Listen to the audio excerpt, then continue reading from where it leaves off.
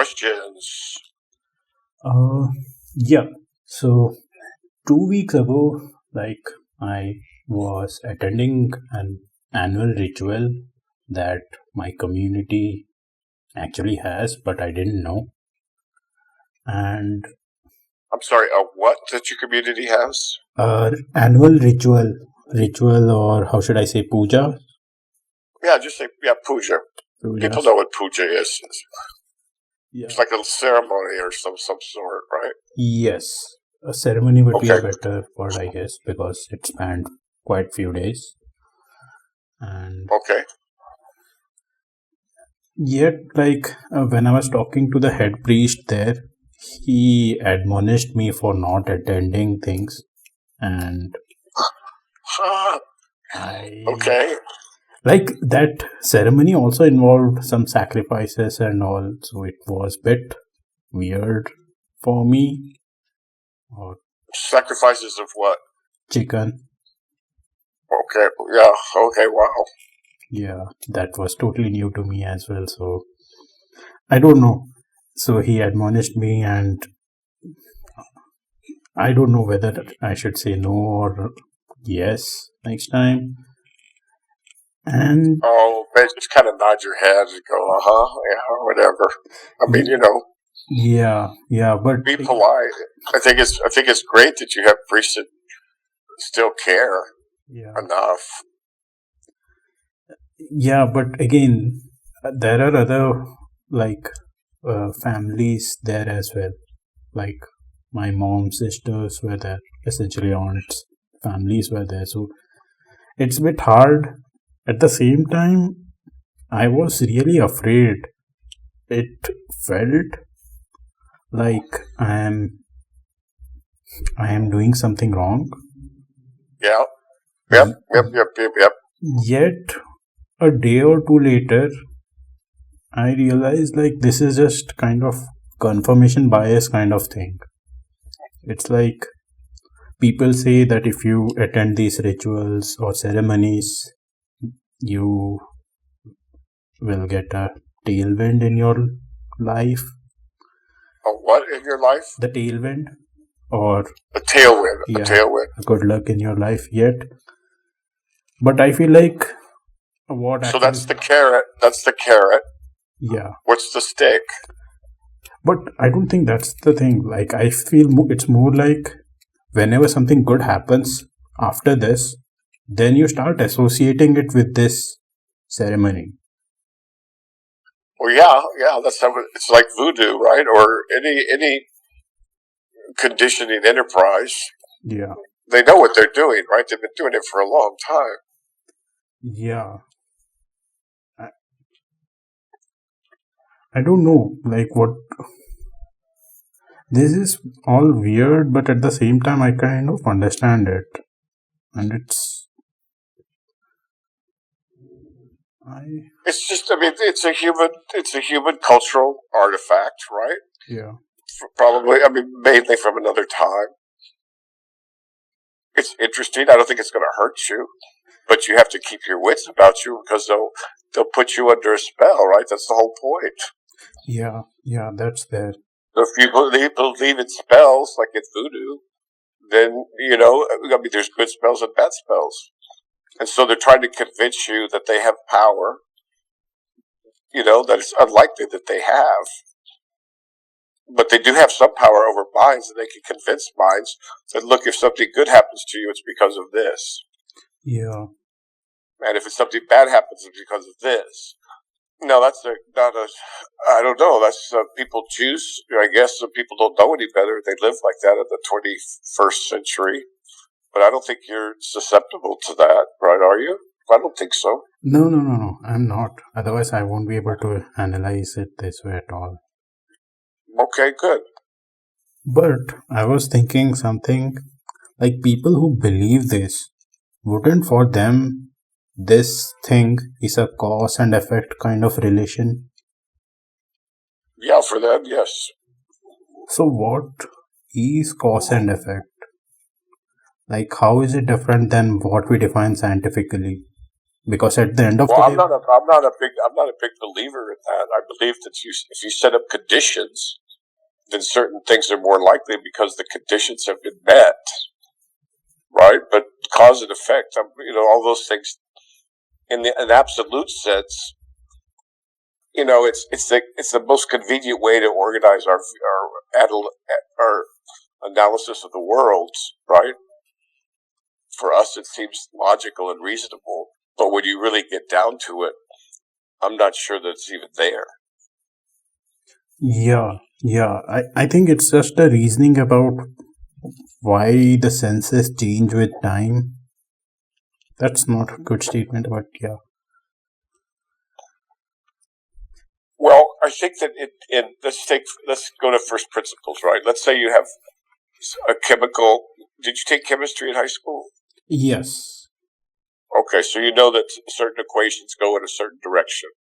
Yeah, reaction goes in. And they don't go back. Yeah, some of the irreversible ones. Yes. But so do you call that cause and effect? Or do you call that setting up the conditions for a reaction to take place?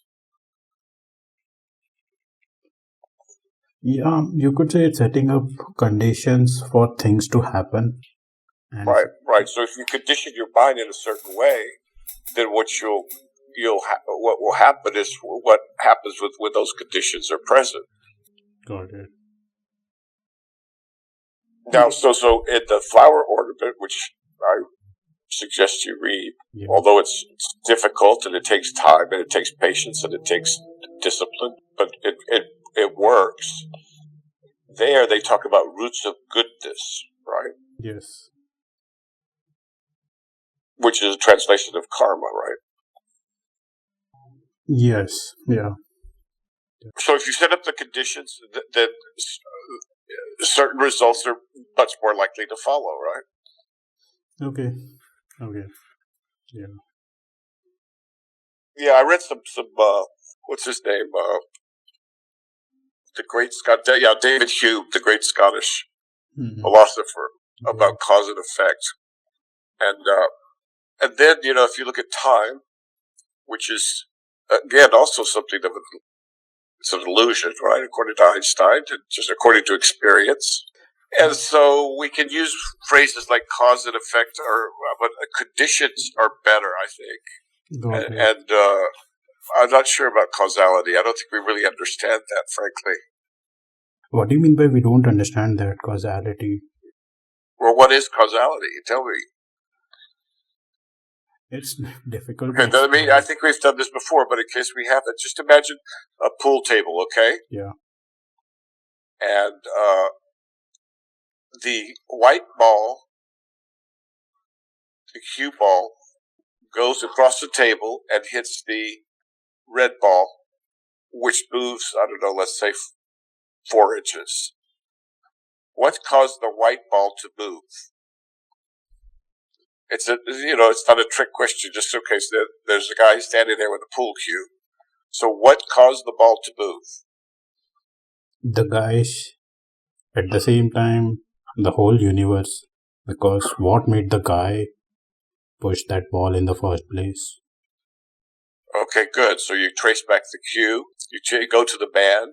Then you go to his thought process, right? And then you go to his motive, and then you're off to the races. Okay, so now, as long as that's your understanding and you're not just quoting somebody, that's good.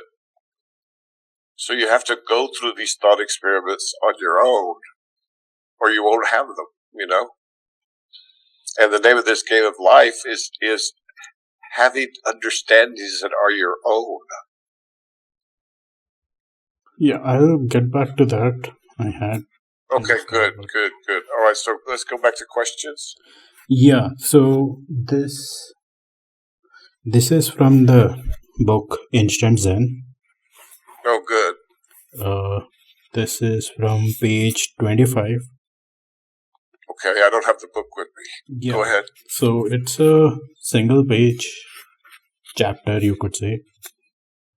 And I think I discussed a bit about this, I think, quite a few months ago. And now I have some different understanding of this. Good. That's what happens. So, do you want to share with the audience what you read? Yeah.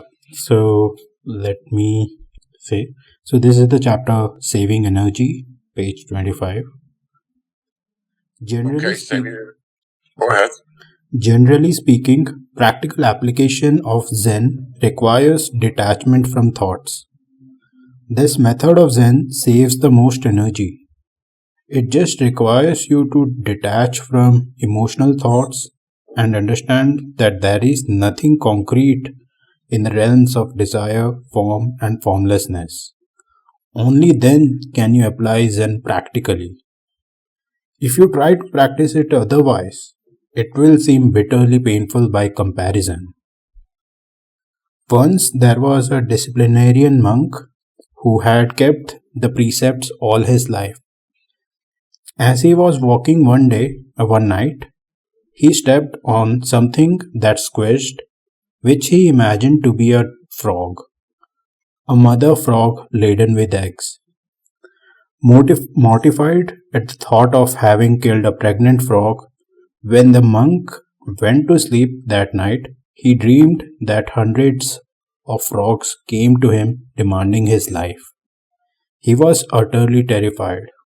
Come morning, the monk went to look for the frog he had squashed and found that it had only been overripe eggplant. At that moment, the monk's perplexities abruptly ceased, realizing there is nothing concrete in the world. For the first time, he was able to apply it practically in life. Now I ask you, when he stepped on it by night, was it a frog or an eggplant? If it was a frog, yet when he looked at dawn, it was an eggplant. If it was an eggplant, yet there were frogs demanding his life the night before. Can you decide? I'll try to decide for you. Feelings of frogs may be shed, but the idea of eggplant remains. If you would be free of the idea of eggplant, strike the evening chime at noon. There you go. Okay. If you would be free of eggplant, strike the evening chime at noon. Okay.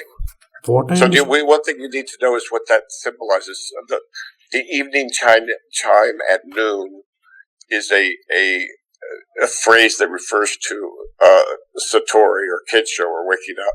Yeah, I think I remember you talking about this. The strike. Right, yeah. What I understood or another one is they talk about the sun shining at night or the moon at midday or something like that. They talk about this because that's the sensation you get with Satori and Kensho and things like that. You can see the cosmos in the daytime. You can see as far as you can see at night or something like that. It's a very peculiar thing.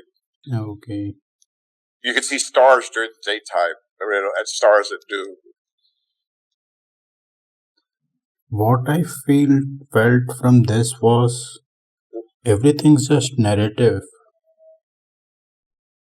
Like before observing what happened, there was the narrative of killing the pregnant frog. But stepping on a pregnant frog. Yeah. And you gotta love these Zen guys, man. That's just a beautiful illustration. And yeah, the next day realized it's an eggplant. But it's just both are narratives. And okay, so now what's a narrative? Narrative is a thought or sequence of thoughts. Okay, so we have form, formlessness, and desire, right? Yes. So a narrative is form. Yes. Okay, it's a form of thought. Yes. Now, what does he say about form, formlessness, and desire? There is nothing concrete in the realms of desire, form, and formlessness. Nothing concrete. Okay, so then we have a narrative, right? Yes. But let's say I come from another planet, or I'm a fish, or something like that, and I ask you to explain to me what is a narrative.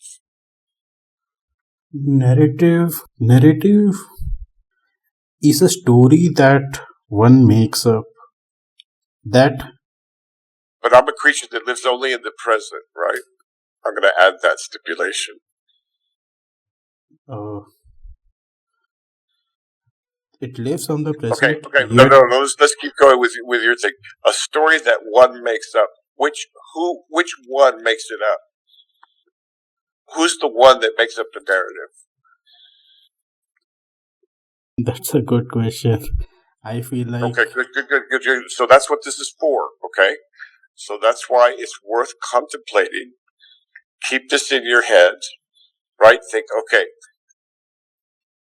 were there frogs when he stepped on a pregnant frog at night? he did think about it. So in a way, it was there. Or he also dreamt that hundreds of frogs came to Yes. get revenge or something, right? Yeah. So it affected his life. So that's a narrative too, is it not? Yes, it is. It is a narrative. Okay. So how is the question posed in this little koan?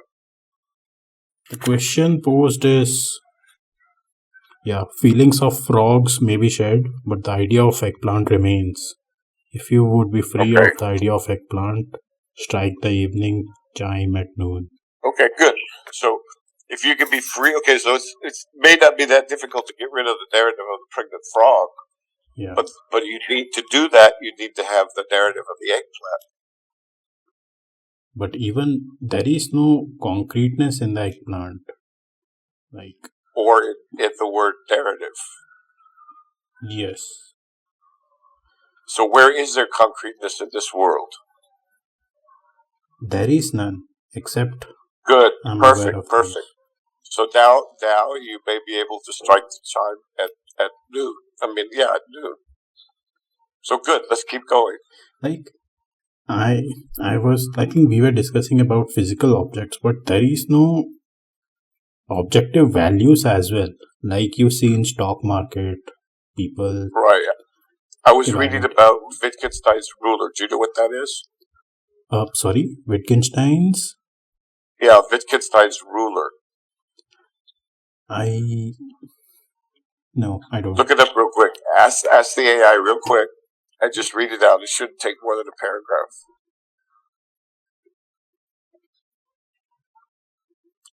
Witt.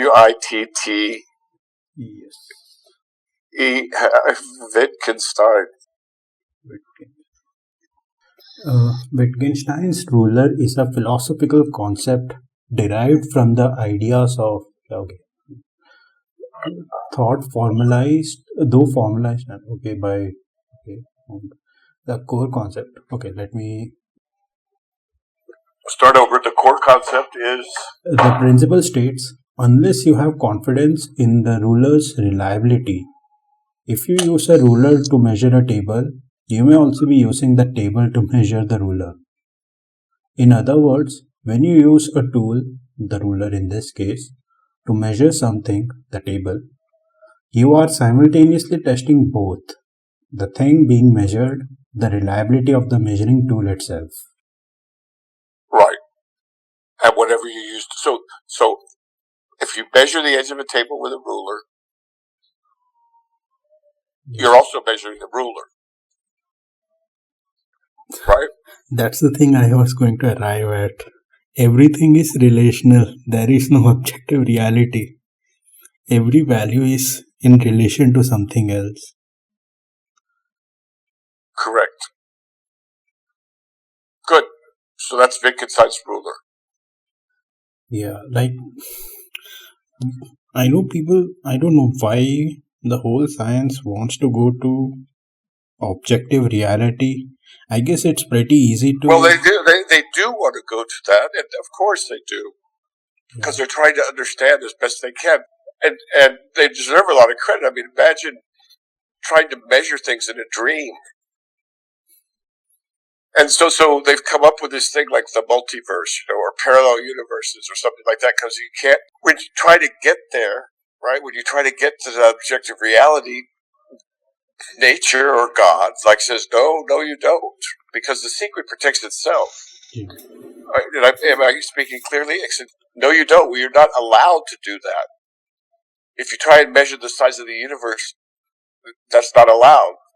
If you try and understand a black hole, really, completely, that's not allowed. If you try and understand the subatomic particles, well, that's not allowed unless you do quantum mechanics. And with quantum mechanics, you can't explain it unless you posit other universes. Parallel universes, the multiverse, all kinds of crazy-ass things that could only be possible in a dream. Yes. Actually, I mean, you can So, understand it, but you need to understand the whole universe, because you need to understand the whole context of everything. correct. And science doesn't attempt to do that. That's metaphysics. Yes. And so this has been known for a very long time. Now, I don't think philosophy and science should be separated. And I don't think science, philosophy, and metaphysics should be separated either. And the thing that's wonderful about this is that in your life, if you learn to be an explorer in these beautiful, mysterious lands, you'll never run out of things to nourish you and to amaze you. It's really quite extraordinary. Yes. And while we're here, I just want to make sure you know about the no clothing theorem, right? No clothing theorem. I don't know. Let me just check. Yeah, that's important for you to understand, especially if you're an AI.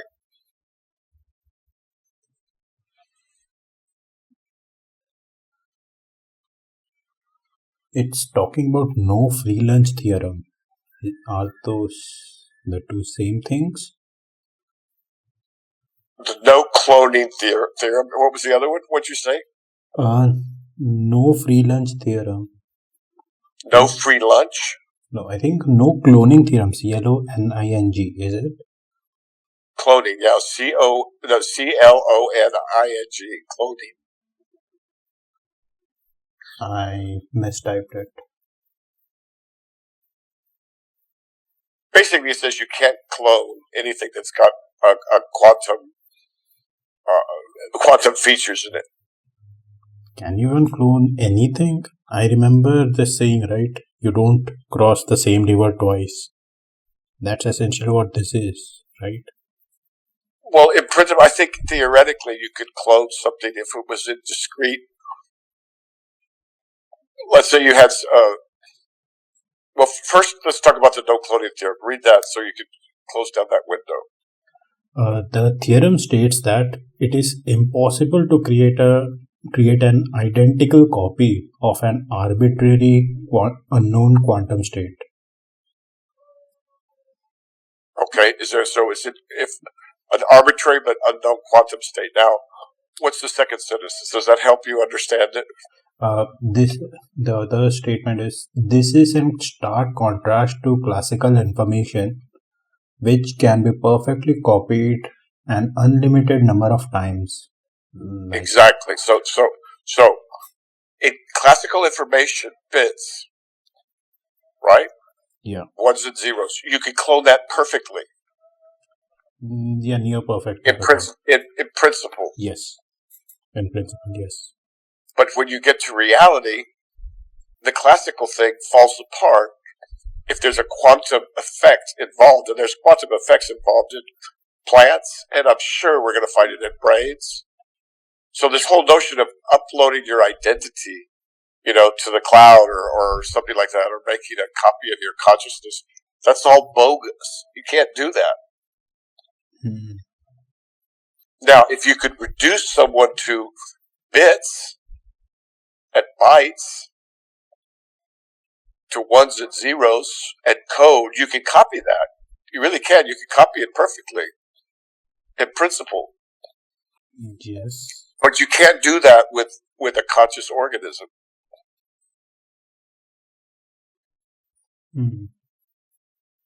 I will need to dive a bit deeper here to understand. Yeah, you do, but it'll reward you. Because people are saying all kinds of crazy things about, we're going to upload our consciousness to the AI, and we're going to do this and that. No. I think that was the premise of the cyberpunk game, but yeah. Now you can upload classical information, but that's nothing. Yeah, that's vastly less our brains are. And so this is another reason why our current machines can't be conscious, right? Can they be? Because current machines No, are still ones and zeros. They can't. They're in the classical realm. Yeah, they are classical ones. Like you can literally But copy people paste. may not know what we mean by classical. So classical refers to the classical physics of Newton. I think it's more about, and even Einstein to a point. I personally I differentiate it based on how big they are, because when things are really big, Yeah, I know that's what they taught you. Right? How big they are, but that's not a good line. I don't think. No, I think it was more about how quantum mechanics affects more when you go smaller and smaller. Yeah, I know that's what they teach, but is that true? Okay, let's use Schrodinger's cat. Okay. Yeah. In the thought experiment, when the experimenter opens the box, yes, he finds out whether the cat is dead or alive. Okay. But the thing is, the experimenter is affected by the result. Yes. And so how do we explain, if we have superpositions and we know the experimenter is going to get entangled with the cat? Yeah. How do we explain that? And that's a crude way of pointing to why they're positive multiverses. I mean, I'm sure a physicist would reprimand me and say, "Oh, look, you're not saying it exactly right." Okay, but the thing is, if the cat is alive, that experimenter then has to take the cat back to the breeding facility or back to his wife. Yeah. That's a different world than one in which the cat is dead, and now he has to pay for the cat, or he has to explain it to his wife. But see, those are two different worlds. Yes, vastly different worlds. So, what determines the world you live in? You. What do you mean by determines? The future? Well, okay, I'm going to cut to the chase. Your world is determined by your thoughts. What you think about is who you are. What you believe is what will happen. If you live in a world of joy and beauty, that world of joy and beauty is right there. If you live in a world of fear and anxiety, that fear and anxiety and the dangers or all that stuff is right there. So the mind is what determines the world you live in. And who determines what kind of mind I have? We do. Who is we here? What? Who is we here? You and me.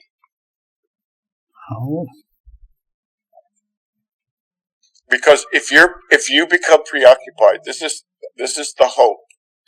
If you start to take yourself seriously and take these questions seriously, and you grow up and become a man who's genuinely, authentically interested in the questions of what is this world?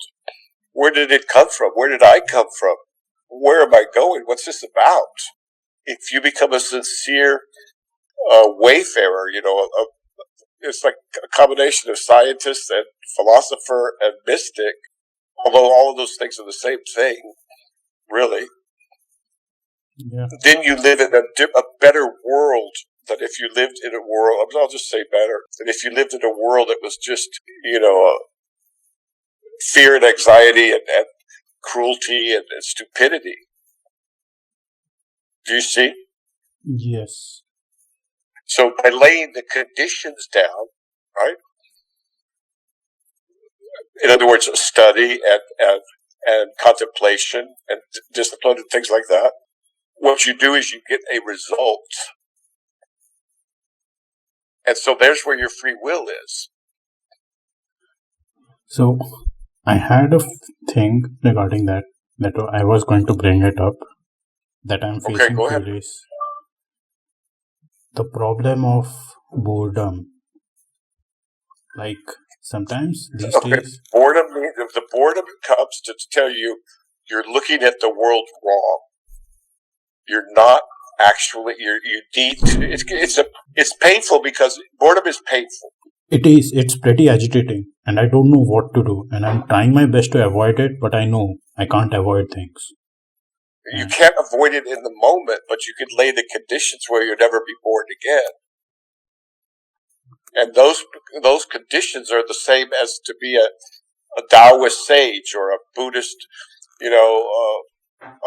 Arfat, or a Christian mystic, or a Hindu saint, or whatever. Those we've worked that out. So when you're bored, it's just a sign. Like if you stub your toe, it hurts. Yes. Right? And it tells you, do not walk into the living room barefoot without watching out for the coffee table, right? Yeah. Yes. The pain signals something. If you touch a hot stove or grab a hot pan, the pain tells you, don't do that again. So is my pain saying, don't be bored again? What is it? The boredom is saying, whatever you've done, it's the wrong thing. But it doesn't point So to what is go the back correct and thing. try again. What? But it doesn't point to what is the correct thing. I know, that's why I'm telling you. Okay, there are people in this world who are bored frequently, and there are people who are never bored. Yes. What's the difference between the two people? Authentic curiosity. Yes. Authenticity and desire not to be bored. So you lay down the causes and conditions such that the world becomes your laboratory or your dreamscape or it's what you're trying to understand, or it just changes completely in valence. Let me give a crude example. Maybe I'll regret this, but let's say you've got two people and they're both in a cell. Okay. Okay, each of them is in an individual cell, and the walls of the cell has numbers all over it. Okay. Now, the person in cell A hates math, hates numbers, and it looks at it and goes, "Oh God, I hate numbers," right? Yes. But the guy in cell B has laid the conditions and he understands some math. And he looks at the wall and he says, "Oh, wow, look at this. What are these numbers saying?" Right? Okay. And so he spends his time trying to figure out what the numbers are saying, because it might be useful to him in terms of his escape. Now, one person is bored and the other person is not. Yes. Why is the person in cell B not bored? Because he laid down the conditions. In other words, he'd learned a little bit of math. He wasn't repulsed by numbers, so he learned something before he went into the prison. And so he's not bored. So now the world is like that prison with numbers on it, but it's not numbers, it's something vastly, vastly more interesting and mysterious and wonderful. But some people are so wrapped up in their own heads, and they say, "Well, I hate the world," or I hate being bored, or I hate being, myself or somebody else, or what, and that's a recipe for misery. So authentic curiosity, which is you were born with that. Got it. So how to cultivate this authentic curiosity? Like, I don't want any prescription kind of methods. anytime. Yeah, become a Buddhist, become a Taoist, become a mystic, become a philosopher, become a real scientist. Any of those will work. Got it. But you have to lay down the foundation first. So while you're young, you have to lay a strong foundation, and while a sturdy foundation, and a broad foundation too. Yes. And then you'll never be bored again. I guess laying the foundation may not be that enjoyable, but exactly, very, very good. As a matter of fact, it takes discipline, it takes effort, and it takes insight. Okay. The world doesn't need any more blind, sleepy people walking around bumping into each other. That's what I even hate, and honestly, that is why I can't even watch YouTube videos or anything, because it's just narratives that others want to enforce. Good. All right. So now you create your narrative. Yeah.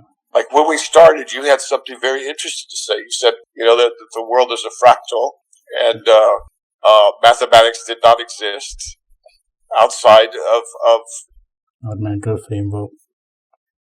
A mental framework. Okay, that's good. So now, are you sure about that, and how are you sure? Oh, so one's ontology and the other one's epistemology. I mean, those are fancy words for, Do you know what epistemology is? I may know it, but actually I don't care. I don't care whether what these words mean. I care more about whatever we are discussing, whatever the ideas are. Okay. All right. Fine. Good. All right. Like, I'm not. So as long as that's authentic, right? Yeah. Then how can you possibly be bored? I mean, what is boredom? Just right there. What is boredom? Boredom is trying to do something exciting or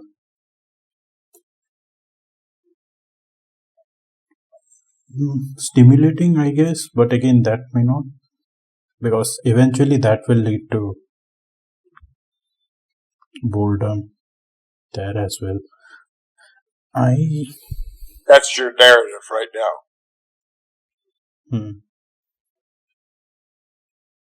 Correct? Yes, it is. All right, so that narrative becomes the world you live in. So change your mind, change the world. Got it. All right, sir? We're going to have to stop. Yeah, but change to what? Okay, maybe I can use the 6 parameters. Become a grown man who is authentically and genuinely curious about his world. Got it. Children are much more likely to be bored than adults, right? Remember when you were a kid and you got bored? Yeah. All the time? Not all the time, but yeah, I was bored quite large. Okay, so as you mature, there'll be less and less of that. Hopefully. Unless you lay the conditions for something totally different.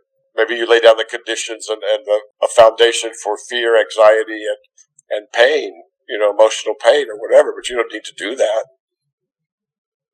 Many people do, but they don't know any better. And what I'm telling you is your free will lies in that capacity to lay a foundation of information and, some beliefs, and then work from there. Got it. But okay, sir. What kind of people, what do these people cultivate that leads to the pain, fear, anxiety? Just look at the Gaza-Israeli conflict. Okay. All right, it's right there. They cultivate hatred. They cultivate resentment. They cultivate, they live in worlds of revenge and violence and all that other low consciousness crap. That's just picking on the Middle East. I mean, look at look anywhere in the world. Look at India and Pakistan. Yeah, I hate that. Like, hatred Okay, doesn't well, help. don't hate it, just rise above it Yeah, no, and yeah, understand how they ended up like that and make sure that you don't. Bitter or whatever. It's also going to make you a much more attractive man. yeah. I feel like Makes you interested in women, and you should be, I think. I yeah, I feel like hatred just destroys everything, and people are able to do much better, innovate better when they love one another. Not in a lustful manner, of course, but I don't know. That's what I've seen. Okay, well, good. In general terms, I agree with you. So you have a choice. Yeah. When you're young, you have a choice. The older you get, the choices narrow and narrow and narrow. And there's nothing sadder than to see an old person who's trapped in a horrible world because those were all they didn't lay down roots of goodness, as the Buddhists say at the Avatamsaka or the Flower Ornament Sutra. Okay, sir? Yes, got it. Yeah. All right. Anything else before we stop? No, I had, but we can discuss that next time. All right, good. Thank you. Vaya con Dios. Do you know what that means, vaya con Dios? No, let me just check it up. It means go with God. Oh. All right? Thank you.